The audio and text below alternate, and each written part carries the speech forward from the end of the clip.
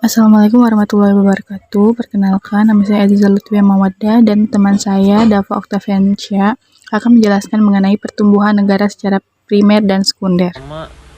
Apa sih itu negara? Negara adalah organisasi kekuasaan yang berdaulat dengan tata pemerintahan yang melaksanakan tata tertib atas orang-orang di daerah tertentu. Negara juga merupakan suatu wilayah yang memiliki suatu sistem atau aturan yang berlaku bagi semua individu di wilayah tersebut dan berdiri secara independen. Ada beberapa hal yang mengemukakan pendapat tentang apa itu negara, seperti Profesor Sunarko dan Profesor Djoko Sutono. Bisa dilihat, Profesor Sunarko berpendapat bahwa negara adalah organisasi masyarakat yang mempunyai daerah tertentu, di mana kekuasaan negara berlaku sepenuhnya sebagai sovereign atau kedaulatan. Profesor Djoko Sutono menguatkan negara adalah organisasi manusia atau kumpulan manusia yang berada di bawah pemerintahan yang sama. Dan menurut KBBI, pengertian negara adalah organisasi dalam suatu wilayah yang mempunyai kekuasaan tertinggi yang sah dan ditaati oleh rakyatnya.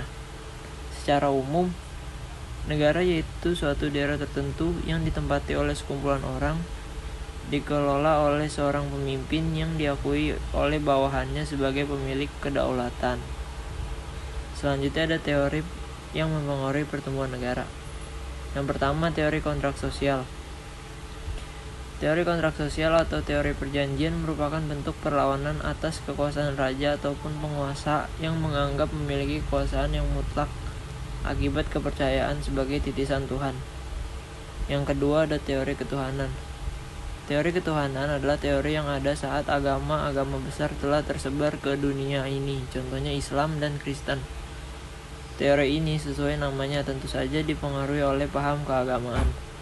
Dan berdasarkan itulah teori ketuhanan terbentuknya negara didasari oleh anggapan bahwa negara terbentuk atas dasar keinginan Tuhan. Yang ketiga ada teori kekuatan. Negara yang pertama adalah hasil dominasi dari komunikasi yang kuat terhadap kelompok yang lemah. Negara terbentuk dengan penaklukan dan pendudukan. Dengan penaklukan dan pendudukan dari suatu kelompok etnis yang lebih kuat atas kelompok etnis yang lebih lemah. Dimulailah proses pembentukan negara. Selanjutnya ada teori organis. Menurut Dede Rosyada, DKK 2005.54, mengemukakan konsepsi organis tentang hakikat dan asal mula negara adalah suatu konsep biologis yang melukiskan negara dengan istilah-istilah ilmu alam. Negara dianggap atau disamakan dengan makhluk hidup, manusia atau binatang individu yang merupakan komponen-komponen negara dianggap sebagai sel-sel dari makhluk hidup itu. Yang kelima ada teori historis. Teori ini menyatakan bahwa lembaga-lembaga sosial tidak dibuat tetapi tumbuh secara evolusioner sesuai dengan kebutuhan-kebutuhan manusia. Selanjutnya ada teori kedaulatan hukum. Teori kedaulatan hukum menyatakan semua kekuasaan dalam negara berdasar atas hukum. Pelopor ini adalah Hakrabe dalam buku Die Moderne Staatsidee. Selanjutnya ada teori hukum alam. Teori hukum alam adalah teori awal tentang terbentuknya suatu negara. Teori ini menurut sejarah ada pada zaman Plato dan Aristoteles. Menurut teori ini, terjadinya negara adalah hal yang natural atau alami. Selanjutnya, negara primer. Secara primer, suatu negara terbentuk diawali dengan adanya kebutuhan dan kesadaran bersama bahwa manusia sebagai makhluk sosial tidak dapat memenuhi segala kebutuhan hidup tanpa bantuan orang lain. Untuk itu, manusia harus bekerja sama dengan manusia lain. Selanjutnya ada tahap-tahap pertumbuhan negara secara primer. Terjadinya negara secara primer yaitu awal mula terjadinya negara karena keluarga yang memiliki kebutuhan masing-masing yang kemudian berevolusi ke tingkat yang lebih tinggi. Negara primer terjadi melalui beberapa tahapan dan tidak ada hubungan dengan negara yang telah berdiri sebelumnya. Biasanya dimulai dari masyarakat hukum yang paling sederhana, kemudian semakin berkembang. Berikut beberapa tahapan pertumbuhan negara secara primer. Yang dimaksud dengan terjadinya negara secara primer adalah teori yang membahas tentang terjadinya negara yang tidak dihubungkan dengan negara yang telah ada sebelumnya. Terjadinya negara secara primer dimulai dari masyarakat yang paling sederhana, kemudian berevolusi ke tingkat yang lebih maju.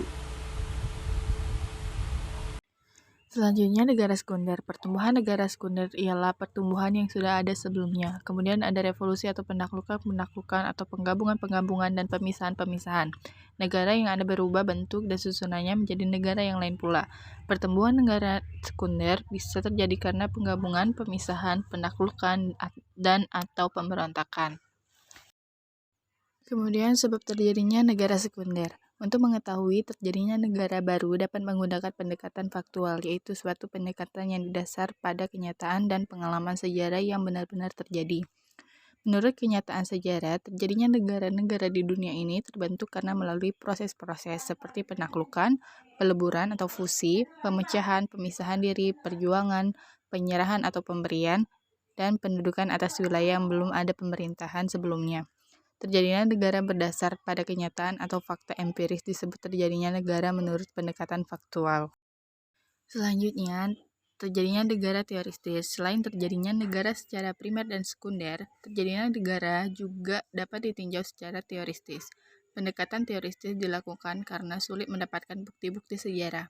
Teori terjadinya negara terdiri dari teori ketuhanan, teori perjanjian, teori kekuasaan, teori kedaulatan, dan teori hukum. Sekian presentasi dari kelompok kami. Lebih dan kurang kami mohon maaf. Wabillahi taufiq wal hidayah. Wassalamualaikum warahmatullahi wabarakatuh.